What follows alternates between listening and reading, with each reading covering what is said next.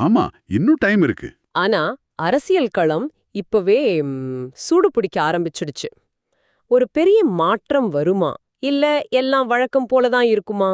இதுதான் இப்போ எல்லார் மனசுலயும் இருக்கிற கேள்வி. இத தெரிஞ்சுக்க நம்ம கிட்ட ஒரு பெரிய ஆய்வு இருக்கு. ஐபிடிஎஸ் அமைப்பு கிட்டத்தட்ட 81,000 பேர்கிட்ட நேருக்கு நேரா பேசி ஒரு மெகா சர்வே எடுத்திருக்காங்க. 81,000 பேருங்கிறது ரொம்ப பெரிய சாம்பிள் சைஸ். ஆமா, இத படிக்கும்போது சில முடிவுகள் எனக்கே ரொம்ப ஆச்சரியமா இருந்துச்சு. வாங்க இந்த எண்களுக்கு பின்னாடி ஒளிஞ்சிட்டு இருக்கிற மக்களின் உண்மையான மனநிலையை என்னன்னு ஆழமா பார்க்கலாம். நிச்சயமா.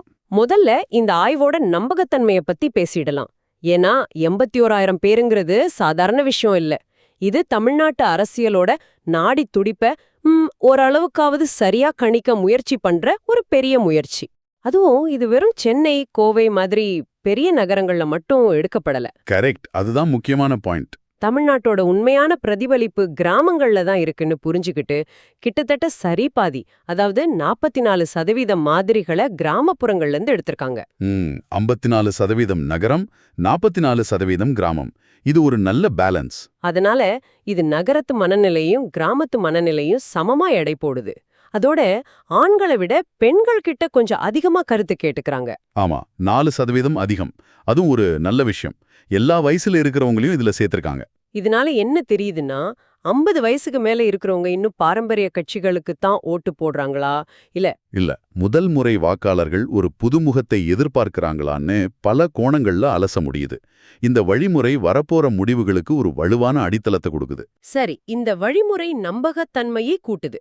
அப்படியானால் இவ்வளவு விரிவாக கேட்கப்பட்ட மக்கள் கிட்ட இருந்து கிடைச்ச பதில்கள் என்ன? முதல் கேள்வி, ஆளும் திமுக அரசின் செயல்பாடுகளை மக்கள் எப்படி பார்க்கறாங்க? இங்கதான் முதல் அதிர்ச்சி ஆரம்பிக்குது. சொல்லுங்க. திமுக அரசு தன்னுடைய தேர்தல் வாக்குறுதிகளை நிறைவேற்றியிருக்கிறதான்னு கேட்ட கேள்விக்கு 47% மக்கள் இல்லைன்னு சொல்லியிருக்காங்க. 47%, கிட்டத்தட்ட சரி பாதி. ஆமா, இது ஒரு பெரிய அதிருப்தி அலைய காட்டுது. அதோட முதலமைச்சர் மு.க.ஸ்டாலின் அவர்களின் செயல்பாடுகளை பத்தி கேட்டதுக்கு 54% மக்கள் சரியில்லைன்னு கருத்து சொல்லியிருக்காங்க. 50%க்கும் மேலையா? இது ஒரு தெளிவான எதிர்ப்பு மனநிலை மாதிரி தெரியுதே. இதுக்கு என்ன காரணமா இருக்குன்னு ஆய்வு சொல்லுது. குறிப்பிட்ட காரணங்கள் இருக்கு. 2 முக்கியமான விஷயங்களை மக்கள் சுட்டி காட்டுறாங்க.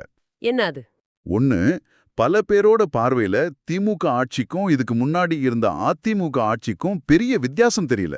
ஓ, அப்படியா? ஆமா, ஊழல், லஞ்சம், நிர்வாக சீர்கேடுகள் 2 ஆட்சிகள்லயுமே தொடருதுன்னு ஒரு பொதுவான கருத்து நிலவுது. இது மாற்றம்னு நம்பி வாக்களிச்சவங்களுக்கு ஒரு பெரிய ஏமாற்றத்தை கொடுத்திருக்கு. அப்போ ஆளுங்க கட்சி முன்னிறுத்துற திராவிட மாடல்ங்கிற கொள்கை அது மக்கள் கிட்ட எந்த தாக்கத்தையும் ஏற்படுத்தலையா? அதுதானே அவங்களோட முக்கிய அடையாளமா இருக்கு. அருமையான கேள்வி. இங்கதான் 2வது பெரிய அதிர்ச்சி இருக்கு. சொல்லுங்க. ஆளுங்க கட்சி தன்னுடைய சமூக நீதி, சம வளர்ச்சி கொள்கைகளை திராவிட மாடல் அப்படின்னு ஒரு பெரிய சித்தாந்தமா முன்னிறுத்துறாங்க. ஆனா இந்த வார்த்தை மக்கள்கிட்ட போய் சேர்ந்திருக்கான்னு பார்த்தா ஒரு மிகப்பெரிய இடைவெளி இருக்கு. எவ்ளோ பெரிய இடைவெளி? இந்த ஆய்வுல கேட்டதுல 41% மக்களுக்கு திராவிட மாடல்னா என்னன்னே தெரியல. என்ன சொல்றீங்க? ஒரு நிமிஷம். ஆளுங்கட்சி 2 வருஷத்துக்கு மேல தொடர்ந்து பேசுற ஒரு வார்த்தை 41% மக்களுக்கு என்னன்னே புரியலையா? புரியல. இது மிகப்பெரிய தகவல் தொடர்பு பற்றாக்குறை. நிச்சயமா. பற்றாக்குறை மட்டும் இல்ல, புரிஞ்சுகிட்ட மீதி பேர்ல பலரும் அதை எதிர்மறையா தான் பாக்குறாங்க. நெகட்டிவா பாக்குறாங்களா? ஆமா, திராவிட மாடல்ன்ற வார்த்தையை சொன்னதும் அவங்களுக்கு ஞாபகத்துக்கு வர்றது மது, போதைப்பொருள் பழக்கம், பெருகுத்தன குற்றங்கள், அப்புறம் மோசமான சாலைகள் தான்.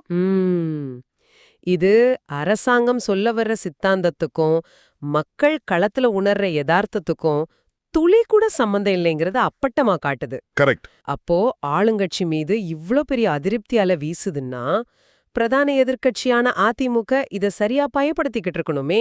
அவங்களோட நிலைமை எப்படி இருக்கு? அங்கதான் கதையில இன்னொரு திருப்பம் இருக்கு. என்ன அது? பொது செயலாளர் ஆன பிறகு கட்சி வளர்ச்சி அடைஞ்சிருக்கான்னு கேட்டதுக்கு 60% மக்கள் இல்லைன்னு பதில் சொல்லியிருக்காங்க. 60%? இது திமுகவின் அதிருப்தி சதவீதத்தை விட அதிகம். ஆமா, அதிகம். சொந்த கட்சி தொண்டர்கள் மத்தியிலேயே ஒரு சோர்வு இருக்கிறதா ஆய்வு சொல்லுது. அப்படியா? ஆமா, ஆளுங்கட்சிக்கு எதிரா ஒரு வலுவான எதிர்க்கட்சியா செயல்பட தவறிட்டாங்கன்னு மக்கள் நினைக்கிறாங்க. குறிப்பா எடப்பாடி பழனிசாமி எல்லோரையும் அரவணைச்சு போற தலைமை பண்பு இல்லாதவர்னும் அதனால கட்சி அணிகள் சரியா செயல்படலைன்னு ஒரு கருத்து நிலவுது. ஆனா அதிமுகவோட கட்டமைப்பு இன்னும் ரொம்ப பலமா தானே இருக்கு. கட்டமைப்பு பலமா இருக்கலாம், ஆனா ஒரு கவர்ந்திருக்கும் தலைமை இல்லாதபோது அந்த கட்டமைப்பு மட்டுமே வெற்றியை தேடித்தராது. இந்த தலைமை மீதான அதிருப்தி தான் புதுசா வர்றவங்களுக்கு ஒரு பெரிய வாசலை திறந்து விடுது. இங்கேதான் அரசியல் களம் ரொம்பவே குழப்பமாவும் சுவாரஸ்யமாவும் மாறுது. ஆமா, திமுக, அதிமுக 2 பெரிய கட்சிகள் மேலயும் மக்களுக்கு ஒருவித சோர்வு இருக்கும்போது அந்த வெற்றிடத்தை யார் நிரப்ப பாக்குறாங்க? நடிகர் விஜயோட தமிழக வெற்றி கழகம் உள்ள வருது. அவரோட வருகை யாருக்கு பாதிப்பு? இதுதான் முக்கியமான கேள்வி. பலரும் அதிமுக வாக்குகள் பிரியும்னு நினைச்சாங்க. ஆனா அப்படி இல்ல. இதுதான் இந்த ஆய்வோட முக்கியமான கண்டுபிடிப்புகள்ல ஒண்ணு. தவக நேரடியா திமுக மற்றும் அதன் கூட்டணி கட்சியான விசிகவின் வாக்குகளைத்தான் குறிவைத்து பிரிக்குது. திமுக வாக்குகளையா? ஆமா, குறிப்பா சிறுபான்மையினர், அதாவது கிறிஸ்தவ மற்றும் இஸ்லாமிய வாக்குகளை கணிசமா பிரிக்கிறது திமுக கூட்டணிக்கு ஒரு பெரிய தலைவலியா அமையலாம். இது ஆச்சரியமா இருக்கே. திமுகவோட பாரம்பரிய வாக்கு வங்கியில விஜய் கை வைக்கிறார்னா அது தேர்தல் கணக்குகளை மொத்தமா மாத்துமே. மாத்தோம். ஆனா ஒரு தலைவரா விஜய மக்கள் எப்படி பாக்குறாங்க? முழு நேர அரசியல்வாதியா களத்துக்கு வரல, மக்கள் பிரச்சனைகளுக்காக நேரடியா இறங்கி போராடலங்கிற விமர்சனம் அவர் மேல இருக்கு. ஒரு சினிமா நட்சத்திரமா அவரை ரசிக்கிறவங்க கூட ஒரு அரசியல் தலைவரா ஏத்துக்க தயங்குறாங்க. இது ஒரு பெரிய முரண்பாடு. ஒரு பக்கம் அவர் வாக்குகளை பிரிக்கிறார், இன்னொரு பக்கம் அவரோட அரசியல் நிலைப்பாட்டை மக்கள் நிராகரிக்கிறாங்க. ஆமா, இந்த சூழல்ல அனைவரோட கவனத்தையும் ஈர்க்கிற இன்னொரு நபர் பாஜகவின் அண்ணாமலை. அவரை பத்தி இந்த ஆய்வு என்ன சொல்லுது? அண்ணாமலையை சுற்றி தான் இப்போதைய அரசியல் கணக்குகளே சுழலுதுன்னு சொல்லலாம். எப்படி? ஆளுங்கட்சிக்கு எதிரா மிகச்சிறந்த முறையில கருத்துக்களை பதிவு செஞ்ச தலைவர் யாருன்னு ஒரு பட்டியல் போட்டா அதுல அண்ணாமலை முதலிடத்துல இருக்கார். முதலிடத்திலையா? ஆமா, பிரதான எதிர்க்கட்சி தலைவரான எடப்பாடி பழனிசாமி 4வது இடத்துக்கு தள்ளப்பட்டிருக்கார். இதுவே கள நிலவரத்தை ஓரளவுக்கு காட்டிடுது. அப்போ அண்ணாமலை தான் உண்மையான எதிர்க்கட்சி தலைவரா மக்கள் மனசுல பதிஞ்சிருக்காரா? ஒரு விதத்துல அப்படிதான் தெரியுது. ஆனா இங்கதான் ஒரு சிக்கலான விஷயம் இருக்கு. என்னது? அண்ணாமலைக்குன்னு ஒரு ஆதரவாளர் கூட்டம் இருக்கு. ஒருவேளை அண்ணாமலை பாஜகவிலேயே தொடர்ந்தா அவர் ஆதரிக்கிற அந்த மக்கள் பாஜகவுக்கு வாக்களிக்க மாட்டாங்க. அப்போ யாருக்கு வாக்களிப்பாங்க? பதிலா விஜயோட தவேகுக்கு வாக்களிப்பாங்கன்னு இந்த ஆய்வு சொல்லுது. இந்த வாக்குகள் சேரும்போதுதான் தவேகவின் வாக்கு வங்கி 21% வரைக்கும் உயருது. இது ரொம்பவே சிக்கலான கணக்கா இருக்கே. அப்போ அண்ணாமலையோட ஆதரவு நேரடியா விஜய்க்கு லாபமா மாறுமா? ஒருவேளை அவர் பாஜகவுல தொடர்ந்தா அப்படிதான் நடக்கும்னு ஆய்வு சொல்லுது. ஆனா இன்னொரு சினாரியோவும் இருக்கு. என்னது? ஒருவேளை அண்ணாமலை பாஜகவிலிருந்து வெளியேறி ஒரு தனி கட்சி ஆரம்பிச்சா நிலைமை தலைகீழா மாறும். எப்படி மாறும்? அப்படி நடந்தா சிறுபான்மையினர் கூட அவரை ஆதரிக்க தயாரா இருக்கிறதா இந்த ஆய்வு சொல்லுது. அந்த சூழல்ல அவர் இந்த தேர்தலோட கிங் மேக்கரா, அதாவது யார் ஆட்சி அமைக்கணும்னு தீர்மானிக்கிற சக்தியா உருவெடுப்பார். இது ஒரு புறம் இருக்க, நாம் தமிழர் கட்சியின் தலைவர் சீமான் பத்தியும் இந்த ஆய்வுல ஒரு முக்கியமான பாயிண்ட் இருக்கு. ஆமா, அவரை பத்தி அதிகமா பேசப்படல. ஆனா மக்கள் மனசுல அவருக்கு ஒரு தனி இடம் இருக்கிற மாதிரி தெரியுது. என்னன்னு சொல்லுது ஆய்வு? சீமான் சட்டமன்ற உறுப்பினர் ஆகணுமான்னு கேட்டதுக்கு 69% மக்கள் மிகவும் அவசியம்னு சொல்லியிருக்காங்க. 69%? இது ரொம்ப பெரிய எண். ஆமா, இது ஒரு தனிநபருக்கான ஆதரவு மட்டும் இல்ல, இதுக்கு ஒரு ஆழமான காரணம் இருக்கு. அவரோட சித்தாந்தத்தை மக்கள் ஏத்துக்கிறாங்களாம். சித்தாந்தத்தை ஏத்துக்கிறாங்களோ இல்லையோ, அவர் பேசுற விஷயங்களை சட்டசபையில பேச ஆள் இல்லைன்னு மக்கள் நினைக்கிறாங்க.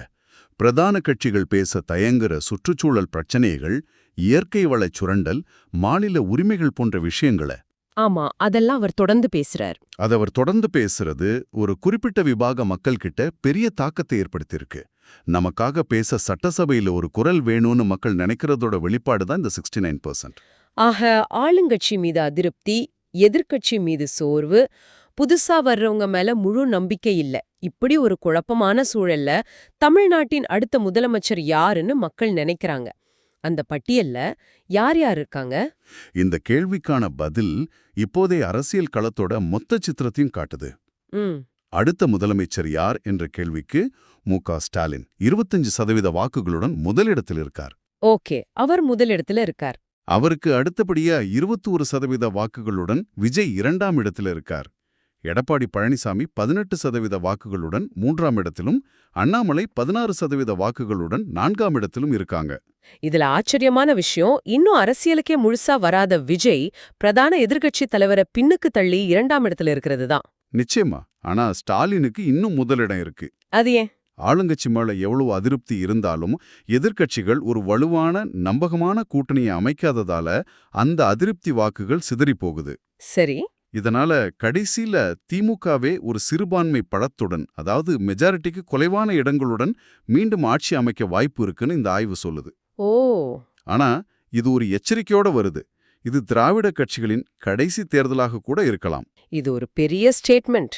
திராவிட கட்சிகளின் கடைசி தேர்தல்னு சொல்ற அளவுக்கு நிலைமை மோசமா இருக்கா? அந்த அளவுக்கு ஒரு தலைமுறை மாற்றம் நிகழ்ந்துகிட்டு இருக்குன்னு ஆய்வு சொல்லுது. திமுகக்குள்ளேயே ஸ்டாலினுக்கு பிறகு யாருங்கிற கேள்விக்கு உதயநிதியா? இல்ல, 41% மக்கள் கனிமொழியை ஆதரிக்கிறாங்க. உதயநிதிக்கு 30% ஆதரவு தான் இருக்கு. வாரிசு அரசியலையே கூட மக்கள் ஒரு மாற்றத்தை விரும்புறாங்க. இது எல்லாமே ஒரு பெரிய அரசியல் மாற்றத்துக்கான அறிகுறிகள் தான். ஒட்டுமொத்தமா இந்த தரவுகளை பார்க்கும்போது எனக்கு ஒரு விஷயம் தெளிவா புரியுது. இது ஒரு சாதாரண அதிருப்தி அலை இல்ல. இல்ல. இது திராவிட அரசியலோட அடித்தளத்தையே கேள்விக்குள்ளாக்குற ஒரு தலைமுறை மாற்றம். ஒரு பக்கம் வாக்காளர்கள் தாங்கள் பழகிப்போன கட்சிகளோட செயல்பாடுகள்ல சோர்வடைஞ்சிட்டாங்க. அதே சமயம் மறுபக்கம் சினிமா கவர்ச்சியோ அல்லது ஆக்ரோஷமான பேச்சோ மட்டுமே ஒரு நம்பகமான தலைமையை உருமாக்கிடாதுங்கிறதையும் அவங்க உணர்ந்திருக்காங்க. கரெக்ட். விஜய் மேலையும் அண்ணாமலை மேலையும் ஒரு முழுமையான நம்பிக்கை வராததுக்கு இதுதான் காரணம். ஆமா, இது வெறும் ஒரு மாற்றுக்கான தேடல் இல்ல, இது ஒரு புதிய அரசியல் கலாச்சாரத்துக்கான தேடல். அப்போ இந்த தேர்தல்ல அதிக வாக்குகள் வாங்குற தலைவரை விட யாருடைய அடுத்த கட்ட நடவடிக்கை கணிக்க முடியாததா இருக்கோ அவர்தான் ஆட்டத்தோட போக்கே மாத்தப் போறார். சரியா சொன்னீங்க. அது அண்ணாமலையா இருக்கலாம், இல்ல விஜயா இருக்கலாம். இது ஒரு நிலையான தேர்தல் களம் இல்ல. இது தொடர்ந்து மாறிட்டு இருக்கிற ஒரு டைனமிக் ஃபீல்டு. ஆமா, சின்ன சின்ன முடிவுகள் கூட பெரிய தாக்கத்தை ஏற்படுத்தலாம். நிச்சயமா. இறுதியா உங்ககிட்ட ஒரு சிந்தனையை கொடுத்துட்டு போறோம்.